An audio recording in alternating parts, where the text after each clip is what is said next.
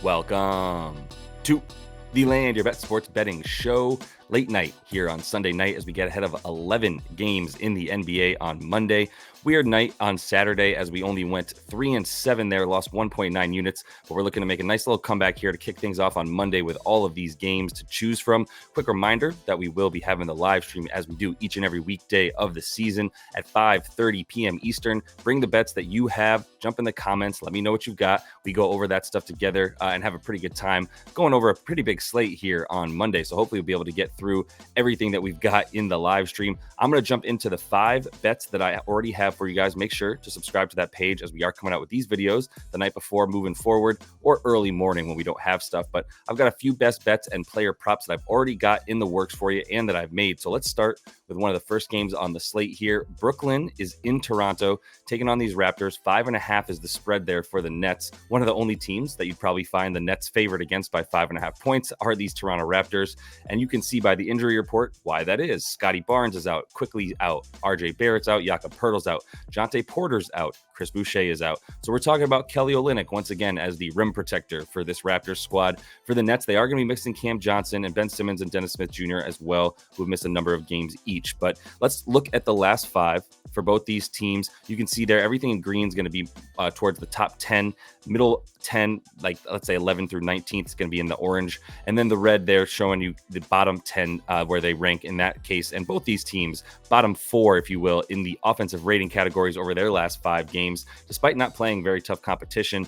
The defensive ratings also really bad for these teams, playing at a really fast pace for Toronto. The Nets continue to play at a pretty slow pace. Both are going to be bottom 5 in the league in rebounding and in terms of their effective field goal percentage and defending the other team's effective field goal percentage. Not very good for either of these teams. Let's take a quick look at the Brooklyn offense versus the Toronto defense, and you can kind of see even the things that the Nets are going to be good at, which is jump shooting. We know that they're going to be a jump shooting team, shooting most of their shots either from the mid-range or from deep.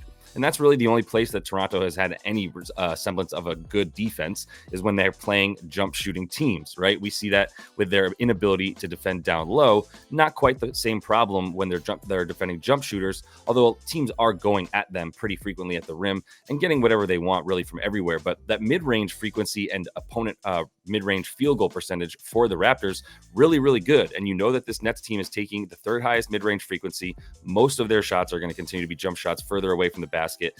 Neither team really getting in transition either, to be honest. And one of the things I really look at here is the way that the context of this game with Toronto at home, the Nets on the road, definitely leans towards the under. You see with the Nets when they play at home on the season, much, much better. 16-19, it's not great, but it's still better than 10-26 on the road, scoring 4 points fewer per game on the road as well, and giving up an extra point. So those games on the road for them averaging about 225 versus when they're at home, they play a lot better everywhere. Honestly, the scoring is better for them.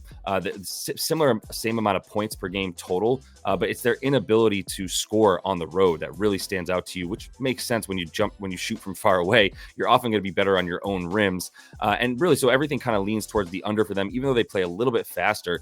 The thing is it's really when they're playing good offenses that they would struggle on the road because their offense is so anemic. But the Raptors are not a team you worry about in this situation with the Raptors at home. And I say the last 15 for the Raptors because that's been the case for them in terms of this new look for their team, right? Where they've been sitting most guys for the last roughly 10 games.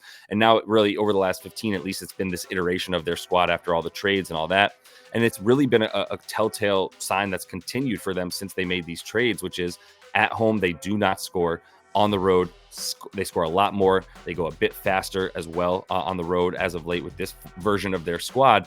And so that's why I do lean as one of my first bets here, a half a unit on the under of this game, under 215.5. It did drop a point already from the open. So there's the possibility it keeps going down a bit. Want to make sure you get ahead of that. That's why I wanted to get this one out early. And if you're following the show, you know this is the favorite bet. And honestly, this isn't even like a joke of any kind where I'm like, hey, let me get on this Kelly Olynyk joke that we've been having where we like to go under. It's not a joke. Like, this is another bad scenario for Kelly O in terms of the matchup that he has with Nick Claxton. The only time he's gone over this number since we've seen Toronto start to sit everybody, and really Kelly Olynyk is the main center for them, splitting some time with a few backups as well, but mostly he's in there. I mean, 27, 28 minutes per game or so for him, and that's it for them. And in this iteration of Kelly Olynyk playing for this squad as the main dude down low.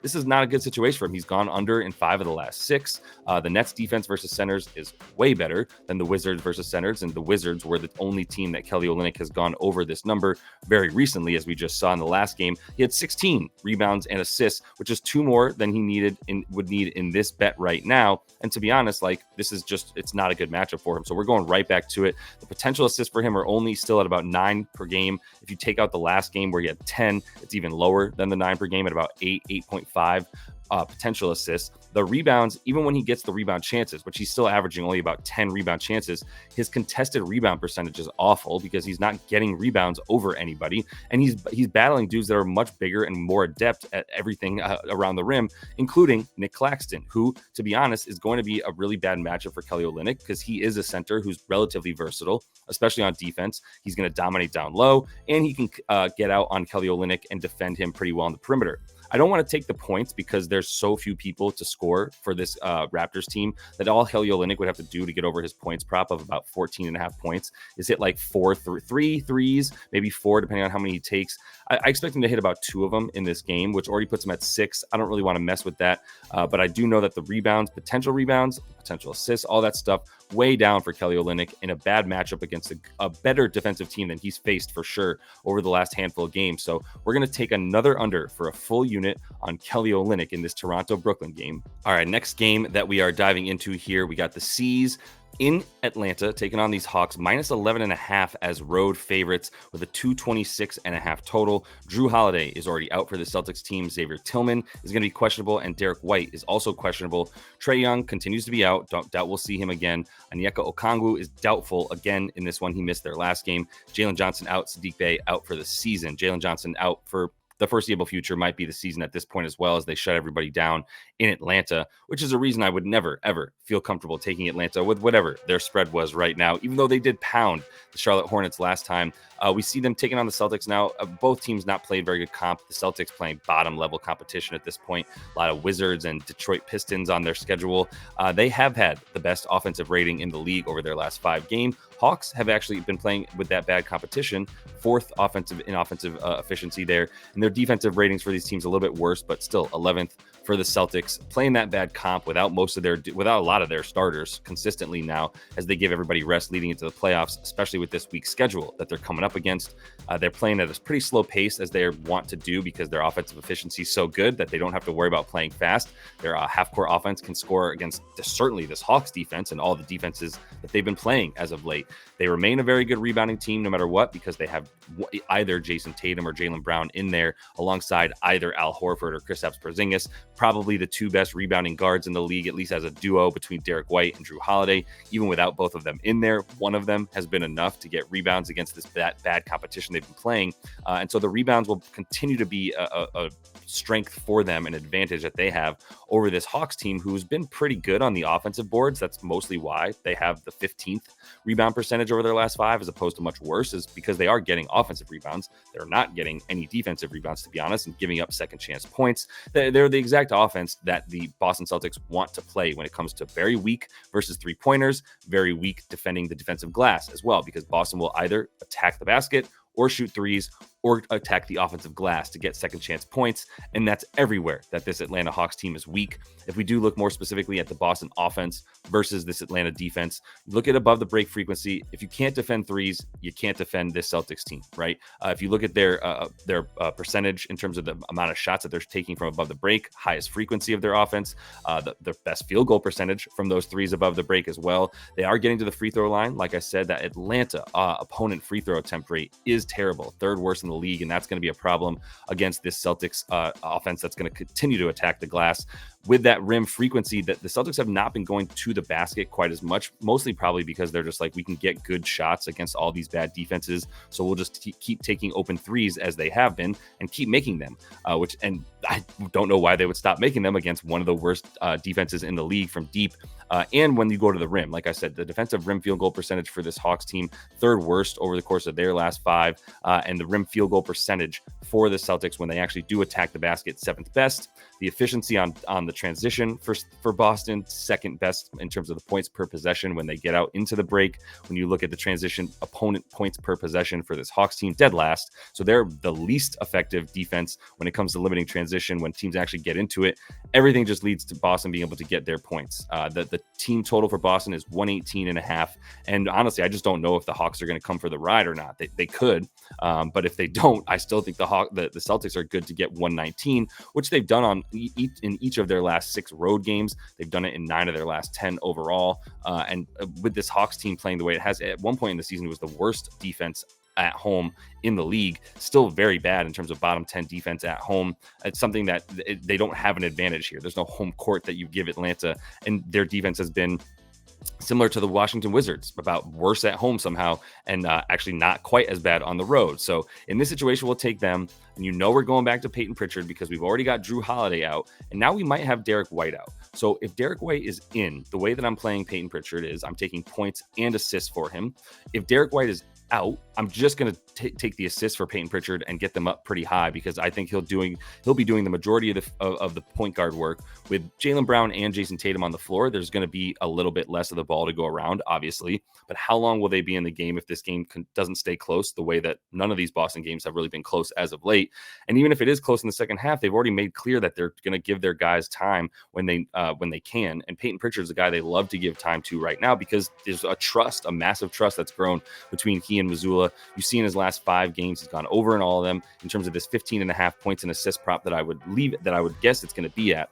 If we don't see Derek White in there, you might see his assists at 6.5 as opposed to 5.5, which I would love 5.5 on the over. If you have to take 6.5 for Payton Pritchard as well, though, with this assist prop, that's something that I would consider strongly without White. We'll have more of that, as always, as I mentioned, on the live stream tomorrow at 5:30 p.m. That's where I'm going to have the final plays in there and then pin them to the comments in the video, all that stuff. So we'll get to the final stuff tomorrow with that, but we'll move on to the next game. And that next game is the Houston Rockets hosting this Portland Trailblazers team. And I think the Houston Rockets are everybody's favorite team in the league right now. I cannot believe I'm saying that, but they are playing at such a fast pace, scoring. They had 85 points in the first half against Utah over the weekend. So they are more than a blast to watch, pun intended there with the Rockets. The Blazers, it's another situation where the Rockets are taking on a team that is actively not trying, while they are actively trying to get a playoff berth. The Dubs lost again on Sunday. The Warriors did to the Minnesota Timberwolves, meaning the Rockets are even closer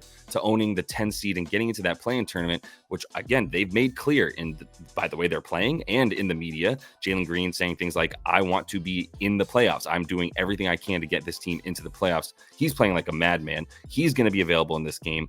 Everybody that you see on the Trailblazers side there is either questionable, doubtful, or out already. And the Rockets are going to only be without Şengün and Whitmore once more. But Jabari Smith is out as well after he got into a straight up fist fight with Chris Dunn in that Utah Jazz game, as they were legit squaring up, like ready to go. And had to be separated. A couple of suspensions for each of those dudes. Jabari Smith out for a game with a suspension, and Chris Dunn is out for 2 games with his suspension. So those are the only guys missing there. But the Blazers, as you can see, pretty much given up on the season with the way that they're bringing out their lineups. If you look at the Rockets, they have played the second easiest schedule in the league over their last 5, but this is another bottom feeder that they're going up against.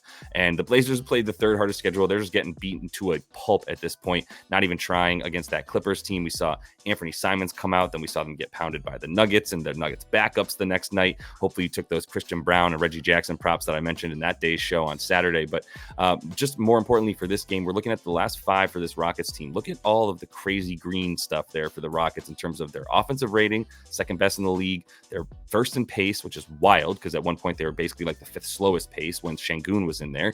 You look at their rebound percentage, they're number 1 without Şengün, their best rebounder allegedly, and then the 8th in terms of defensive effective field goal percentage, and 2nd in their effective field goal percentage on offense. And to be clear, like, they played those bottom feeders without Şengün, but they've just been a completely different team. They're not the Rockets that you remember from literally 2 weeks ago.